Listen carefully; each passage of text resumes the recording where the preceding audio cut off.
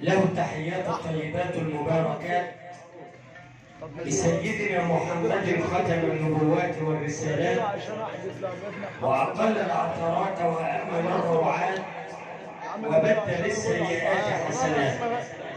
سبحانه له الأسماء الحسنى وحسن الصفات وعلو الذات. سل آدم لما تلقى من ربه كلمات، وسل يونس لما نادى في الظلمات، وسل موسى عن الميقات، وسله أيضا عن التسع آيات البينات. سل يوسف عن السجن وعن الجب وعن السبع سنوات، وسل أرض مكة عن عرفات، وسل عرفات عن رمي الجمرات، وسل المدينة عن الروضة، وسل الروضة عن الحجرات، وسل الملائكة النازعات الناشطات الصفات، ثم ارتقي وسل سدرة المنتهى عن بقية السدرات.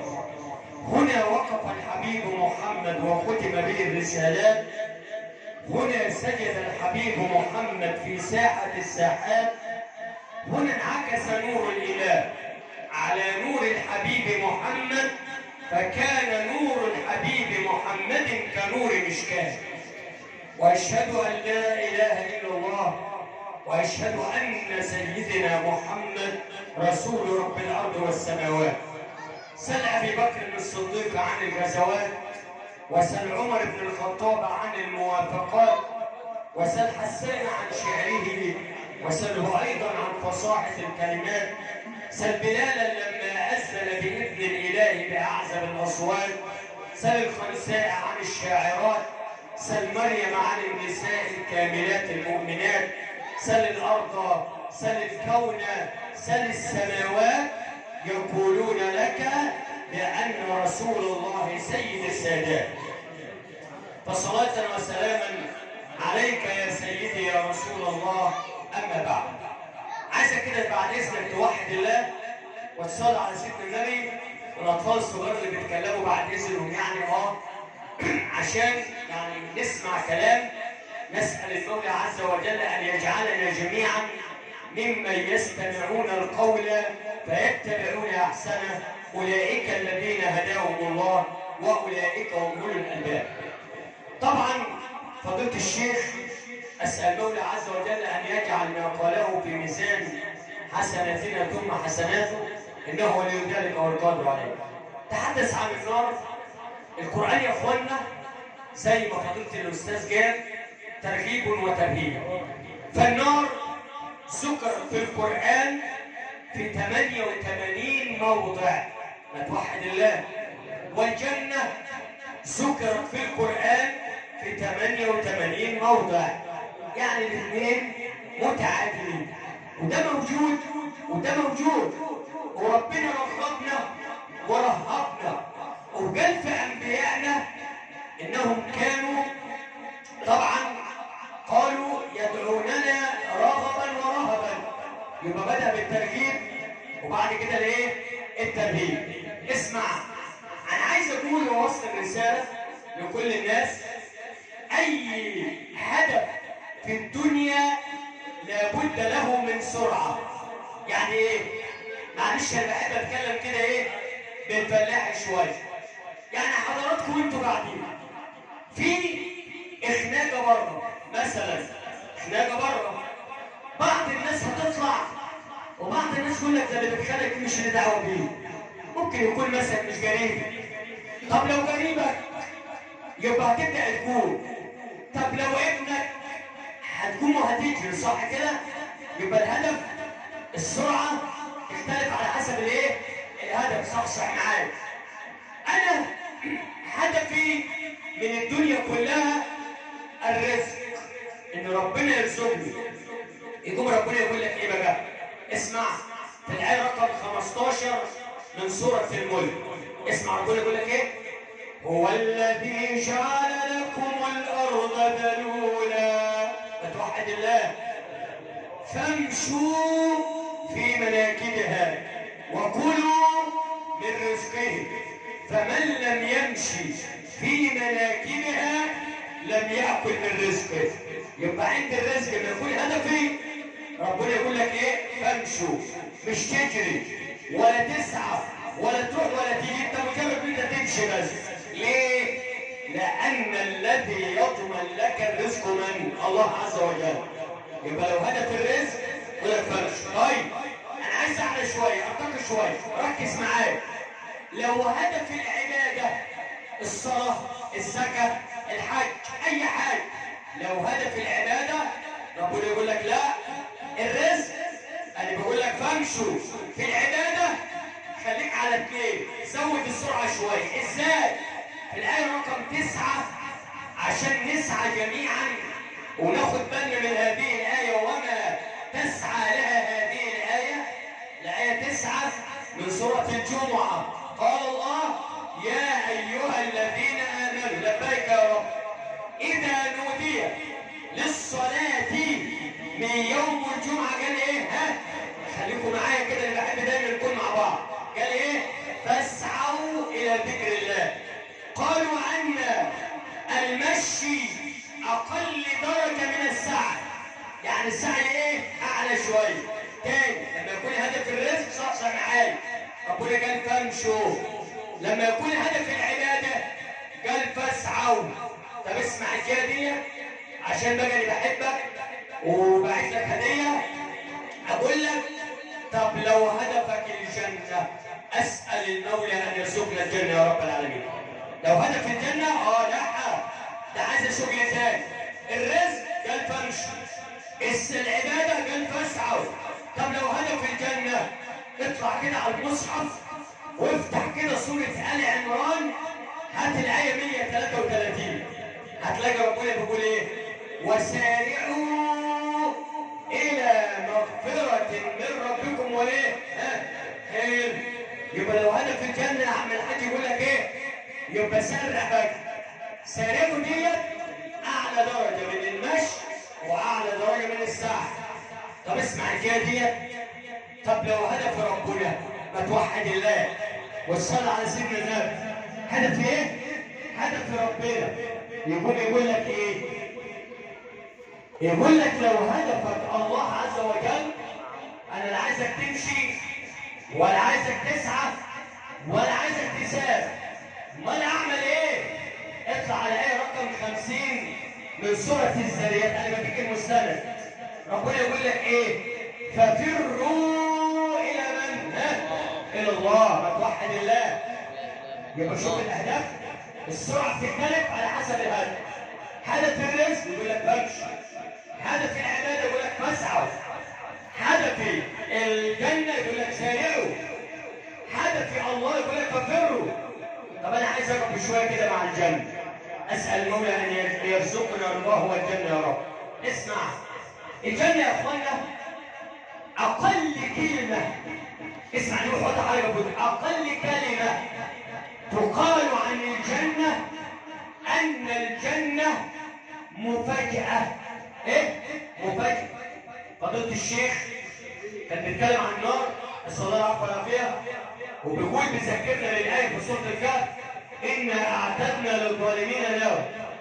طب ربنا بيقول في الجنه، قال الله في الحديث الذي رواه النبي عن الرب العلي ان الله قال، اسمع دي زي دي بالظبط: اعددت لعبادي الصالحين، اسال الله ان يسمعنا معهم يا رب، ما لا عين، ركز معايا، ولا اذن ولا خطر على قلبي بشر.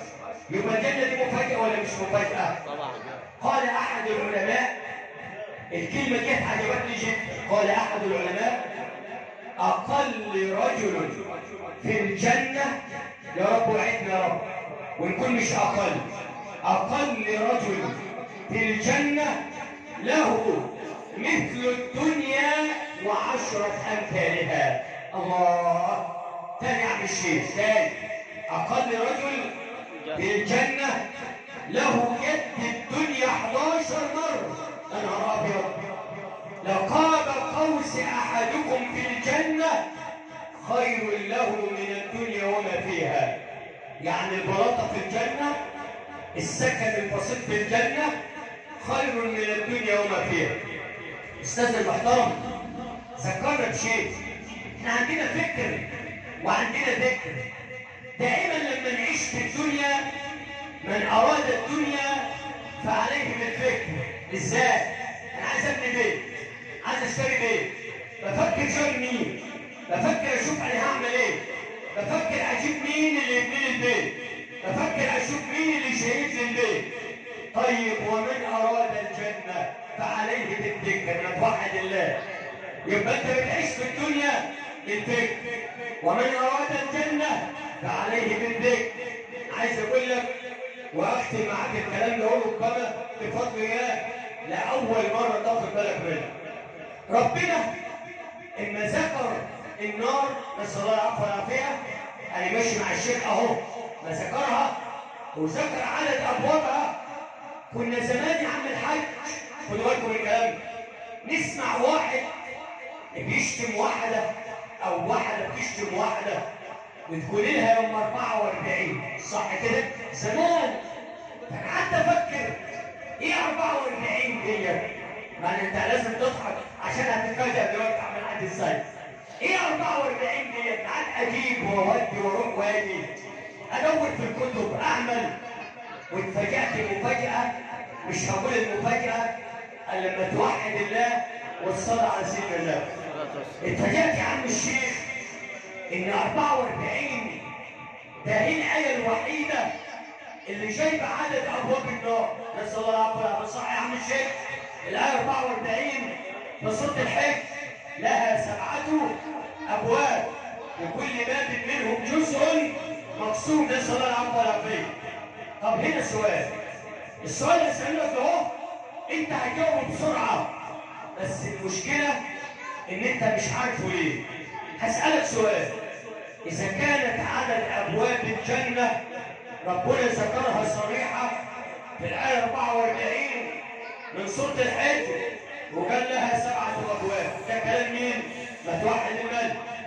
طيب فيه آية في القرآن كله، وأسيادنا العلماء، شيخي حافظ أكتر مني، شيخ أشرف مش عارف راح فين، حافظ أكتر مني، وأنتوا أكيد حفظت القرآن. شيخ أشرف أهو ماشي، هات لي آية وأنا أتحدى بهذا الكلام بفضل الله. هات لي آية القرآن كله جايبالك فيها عدد أبواب الجنة.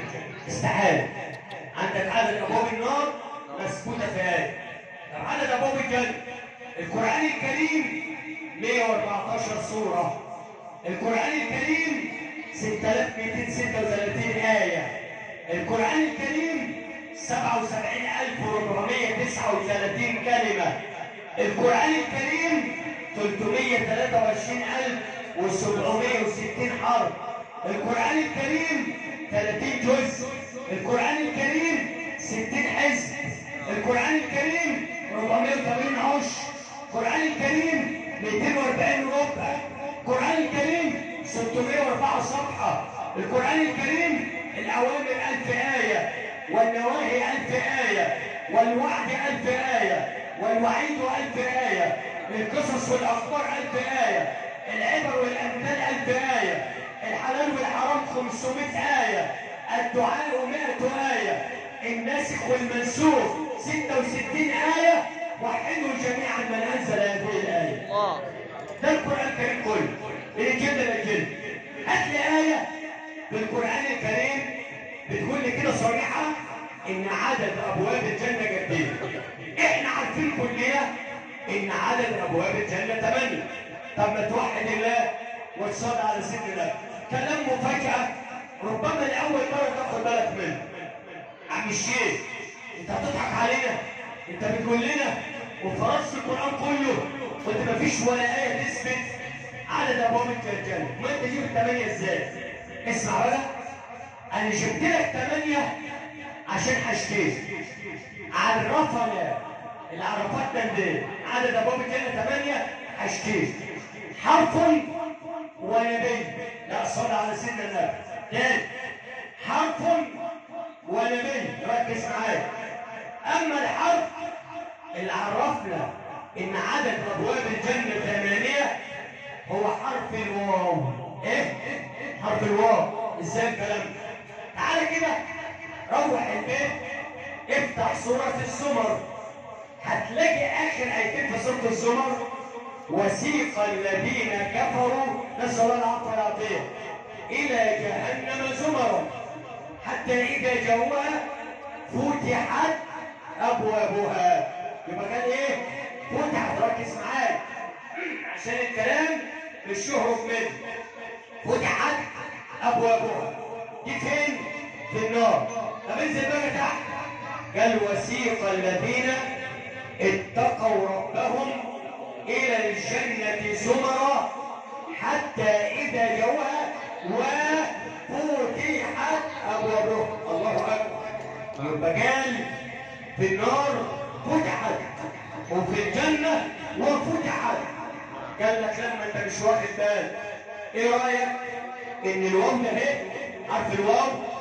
له حاجات كتير جدا في اللغة العربية، منها واو القسم. أنت بالله عليك، أنت كشخص لو حبيت تحلف تقدر تحلف من غير الواو؟ استحال والله العظيم. وكذا استحال، عمرك ما تقدر تحلف من غير ما تحط الايه؟ الواو. اسمها واو ايه يا عم الحاج؟ واو القسم.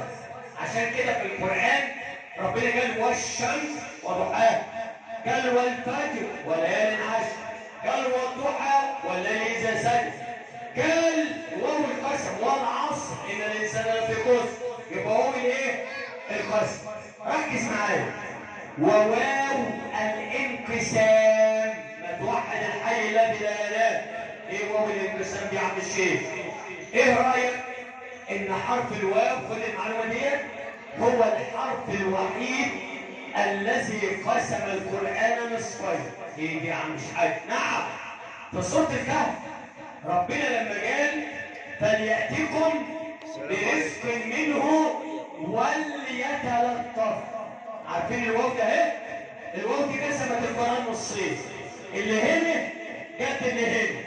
الواو التالتة بقى ركز معايا دي كويس، هي واو الثمانية اللي من خلالها تعرف ان ابواب الجنة 8. انا قلت لك في البداية انها ذكرت في آية الجنة في سورة الايه؟ في سورة الزمر. طب تعالى كده، تعالى كده في آيات الآيات اللي هقولها لك ده ايه؟ بس خليك معايا فيها، أثبتت لك إن الواو ده فعلا من خلالها تعرف الجنة. ليه؟ لأن دايما الواو تأتي بعد الرقم 8. إيه؟ أيوه، بعد العدد رقم 8. إزاي؟ تعالى كده ناخدها من الأول، بس توحد الله والصلاة على سيدنا النبي ونختم الكلام ده. خد بالك في سورة التوبة تحديدا في الآية 111، تحديدا في الربع اللي بيقول إن الله اشترى من المؤمنين أنفسهم وأموالهم بأن لهم الإيه؟ الجنة. ربنا سبحانه وتعالى عدد علينا الناس اللي هتدخل الجنة، بس يجي على رقم 8 وراح حط الواو. إزاي يا عم الشيخ؟ اقلب الصفحة خليها قدام عينيك، اقرا الآية رقم 12، عد معاك تلاقي ربنا قال دي كله من غير فواصل. يجي عند رقم 8 وحط الواو. ازاي؟ عد معايا. التائبون، ما توحد الله، العابدون، الحامدون، السائحون، الراكعون، الساجدون، الآمرون بالمعروف والناهون عن المنكر. ما توحد الله. يبقى انت رقم كام؟ 8. حلو. تعال على الصورة اللي بعديها، سورة الكهف. كلنا حافظين او كلنا بنقراها او كلنا بنسمعها بتمر عليه، بس ركز معايا في الآية 22 لما ربنا اتكلم عن أهل الكهف قال إيه؟ قال سيقولون 3. حلو. جاب حرف الواو ما جاتش ورا ده. ويقولون 5. سادسهم كلبهم رجما بالغيب. ويقولون 7. وما توحد الله وثامنهم كلبهم. يبقى اذا الواو هي ايه؟ ادي 8. تاني يا عم الشيخ، ايوه تاني في سوره تسمى سوره التحريم، لما ربنا اتكلم سبحانه وتعالى عن زوجات النبي قال عسى ربه ان طلقكن أن يبد له أزواجا خيرا منكن. عد معايا، قال مسلمات مؤمنات قانتات تائبات عابدات طيبات وتوحد الله وأبكارا. يبقى ايه رقم كام؟ رقم 8. إن ربنا صف العذاب على قوم عاد قال سخرها عليهم 7 ليال وإيه؟ حلو و8 أيام حسوم. يبقى من خلالها، من خلال حرف الواو نعرف إن عدد أبواب الجنة 8. أختم بس بالله عليك تصلي على سيدنا النبي. مين فينا نفسه أبواب الجنة 8 تكون ملكه؟ مين فينا؟ أنا بيتهيألي لو سألت واحد كده هيقول لك بس لو باب واحد، صح كده؟ ما في ناس هتدعى من باب الصدقة، وفي ناس هتدعى من باب الزكاة، وفي ناس هتدعى من باب الحج، وفي ناس هتدعى من كل الأبواب. يا رب اشمعنا معهم يا رب، واجعلنا منهم يا رب. طب مين نفسه تكون ملكه أبواب الجنة 8؟ انت بتقول يا عم الشيخ انت جنة مش شبراوي تضحك عليه. لا والله، انا والله حريص عليه. عايز اقول لك ان قال رسول الله صلى الله عليه وسلم. اسمع بقى الكلام الجميل ده اهو. انت نفسك تكون تملك ابواب الجنة 8؟ اعمل ايه؟ قال رسول الله حاجة بسيطة خالص اهو. من توضأ فأسبغ الوضوء. أسبغ يعني أتم. ربنا بيقول في سورة لقمان وأسبغ عليكم نعمه، يعني أتم عليكم نعمه. من توضأ فأسبغ أو فأحسن الوضوء، اسمع، ثم تفرغ وقال، احفظ الكلام ده بقى، ثم تفرغ خلص الوضوء فقال، قال إيه؟ قال أشهد أن لا إله إلا الله وأن محمدا عبده ورسوله، اللهم اجعلني من التوابين واجعلني من المتطهرين. يقول سيد النبيين فتحت له أبواب الجنة 8. فتوحد الله. يبقى مجرد ما تتوضأ وتقول أشهد أن لا إله إلا الله وأن محمدا عبده ورسوله، اللهم اجعلني من التوابين واجعلني من المتطهرين، فتحت له ابواب الجنه 8. عم الشيخ نعم، انت حرمت الحريم او حرمت النساء. اذا كان الكلام ده للرجال، هو للرجال والنساء، بس في حديث مخصص للنساء انها تدخل برضه الجنه 8 تبقى ملكها. اقول بملء فيه نعم، بس توحد الله وتصلي على سيدنا النبي. كمان النساء ايوه، قال رسول الله سمعنا الصلاه عليه اذا صلت المرأة 5 وأحصنت فرجها وأطاعت زوجها وصامت شهرها، وفي رواية وقامت ليلها، وفي رواية وأحسنت في أو أخلاقها، قيل لها ادخلي الجنة من أي أبوابها 8 شئت. أسأل المولى عز وجل أن يرزقنا رضاه والجنة. اللهم اكتب لنا الجنة، اللهم استر عوراتنا، آمن روعاتنا، تولى أمرنا، أعتق رقابنا، فك أسرنا، بلغنا ما يرضيك أملنا. اللهم لا تدع في هذا المكان ذنبا الا غفرته، ولا مريضا الا شفيته، ولا تائبا الا ثبته، ولا فقيرا الا اغنيته، ولا عسرا الا يسرته. اللهم كن لنا ولا تكن علينا، فانت حسبنا ونعم الوكيل. اللهم تقبل صلاتنا وتقبل صيامنا وتقبل قيامنا وتقبل ركوعنا وزد في حسناتنا وكفر عنا سيئاتنا. اقول قولي هذا واستغفر الله لي ولكم، وجزاكم الله عنا وعن الاسلام خير الجزاء، وكل عام وانتم بخير.